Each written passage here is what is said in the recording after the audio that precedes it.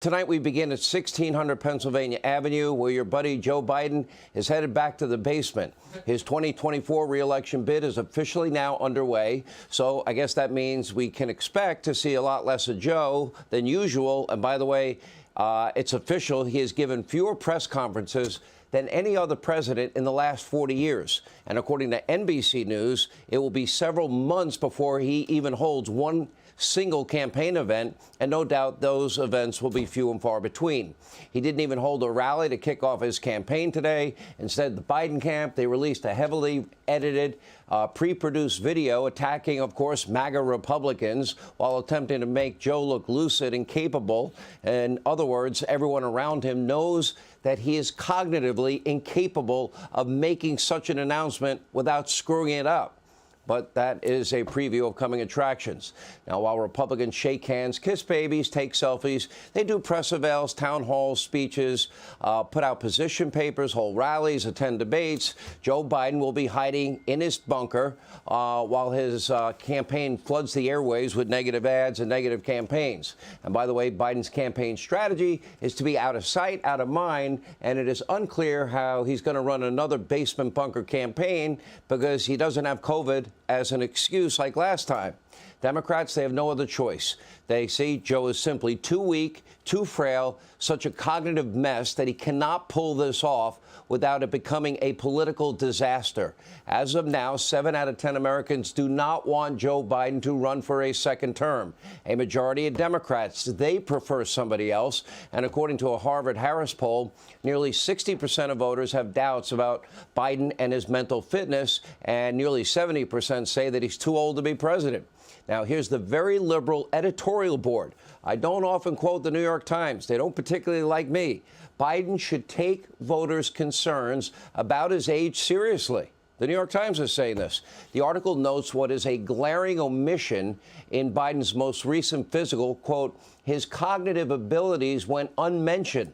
The Times continues, if he runs again, Mr. Biden will need to provide explicit reassurance to voters. Many of them have seen family members decline rapidly in their 80s. But mark my words, there will never, ever, ever be any explicit reassurance at all. He's already refused to take a cognitive test and publish the results. You might recall that President Trump did the very same thing, passed with flying colors. His results were great. Everybody knows that Joe Biden would not do well because he's a cognitive wreck. You don't have to be a brain surgeon. For example, here he is today attempting to attack Republicans. Take a look.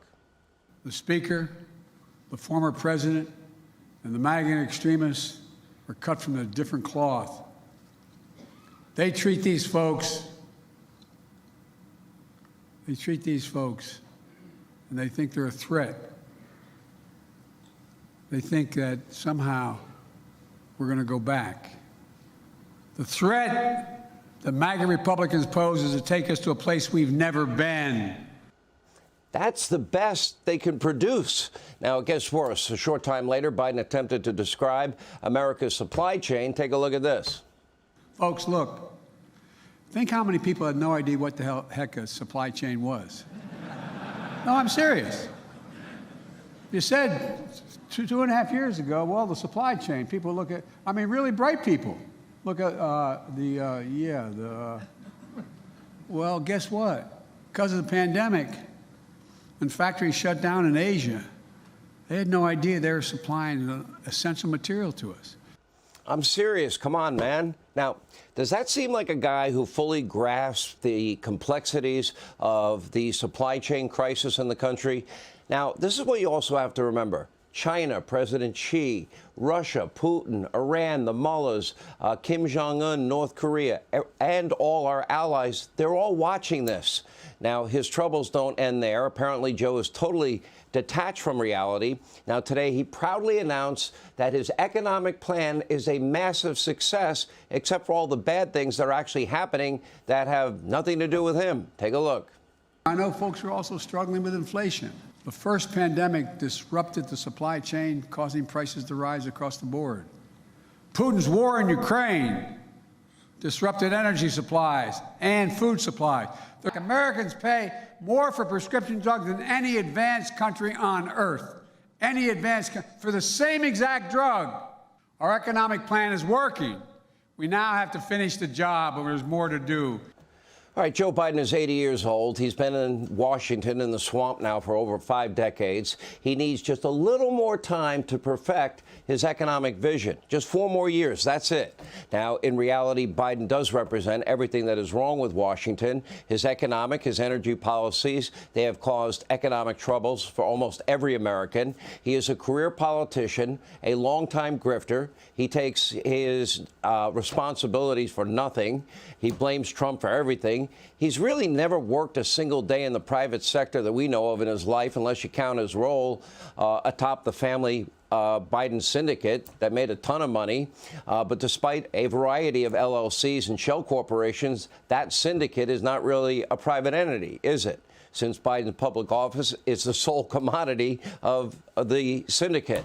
Now, we have many more developments on this coming up in a moment. But beyond the blatant corruption, Biden is known around town for 3 things: lying, cheating, incompetence. He's a plagiarizer, a serial liar, an ego bigger than his own brain. And worst of all, to quote former President Obama, don't underestimate Joe Biden's ability to F things up.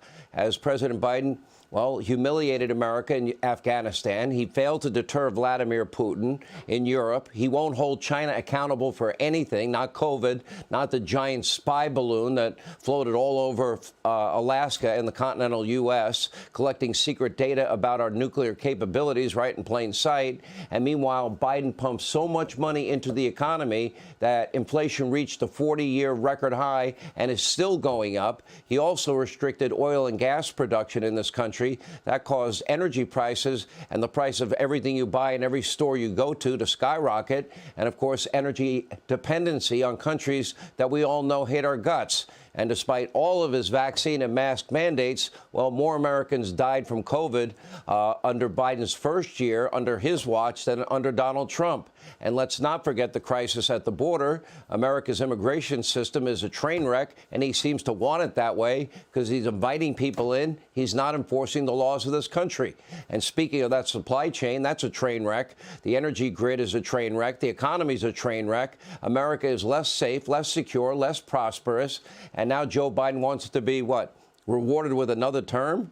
I think America deserves better. Hey, Sean Hannity here. Hey, click here to subscribe to Fox News YouTube page and catch our hottest interviews and most compelling analysis. You will not get it anywhere else.